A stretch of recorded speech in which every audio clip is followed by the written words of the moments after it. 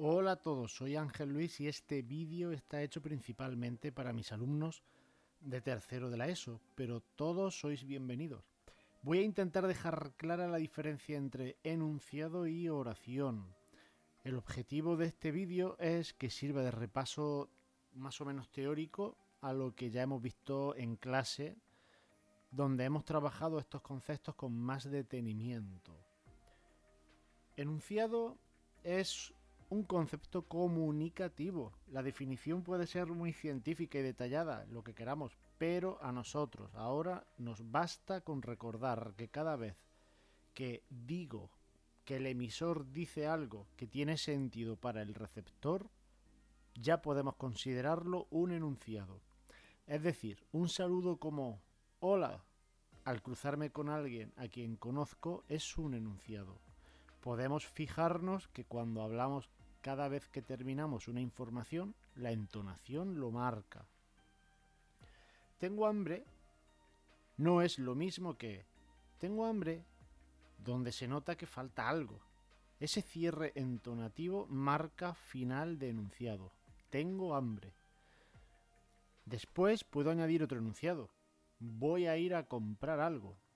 Los dos juntos tienen un perfecto sentido en una conversación. Tengo hambre, voy a ir a comprar algo. Sabemos que hay dos enunciados porque cada uno termina entonativamente.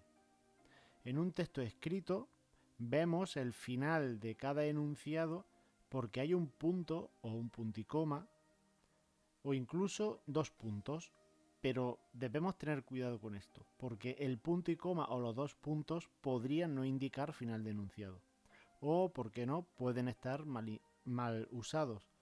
Un enunciado no terminado se expresaría con puntos suspensivos, como en el ejemplo anterior. Tengo hambre y se queda colgada el enunciado.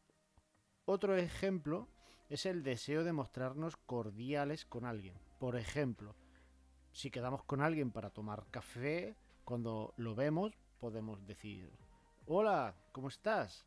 En este caso, un enunciado sería la interjección con entonación exclamativa hola y a continuación una pregunta ¿cómo estás? Cada una tiene su propia entonación, pero que es identificada independientemente una de la otra, aunque se pronuncien juntas. El receptor sabe que son dos enunciados por esa interpretación independiente de sus entonaciones.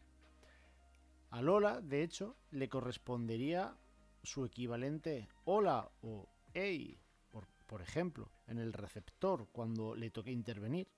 Y a la pregunta igualmente también le corresponderá su propia réplica, que puede ser una respuesta al ¿cómo estás? O una pregunta al estilo de saludo como la anterior. Así el receptor puede intervenir diciendo hola, ¿qué hay? De modo que los dos enunciados del emisor primero son replicados por el receptor en su turno de intervención. El primer hola con el segundo hola o con el hey y el ¿cómo estás? Con un ¿qué hay? Pues bien, hemos visto que entre los ejemplos que he mencionado hay una interjección, el hola o el hey. Por tanto, es fácil concluir que los enunciados no requieren una estructura concreta. No tiene por qué ser una oración, un sintagma, un nada. Concretamente está exigido por el concepto de enunciado. Pueden ser, como vemos, una simple interjección. Para considerar una intervención escrita u oral como enunciado, solo vamos a necesitar que la estructura utilizada tenga sentido en su contexto, además de entonación propia. Da igual que sea una oración muy compleja o una sola interjección. Si tiene sentido y tiene un final en la entonación, seguramente sea un enunciado. Pero entonces, ¿qué es una oración? La oración es una de las posibilidades que tenemos de construir un enunciado. El código nos permite construirlas, aunque no sean las estructuras exclusivas para comunicarnos. Sus características semánticas sería, sin entrar en otras explicaciones teóricas, que sea una estructura por la que se dice, es decir, se predica algo de alguien o algo. Es decir, tenemos un sujeto y un predicado. Esta estructura exige un verbo conjugado.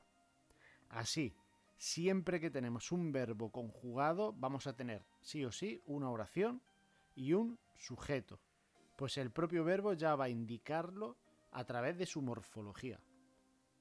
Tengo, por ejemplo, implica que el sujeto es el propio emisor, yo tengo, al estar en primera persona.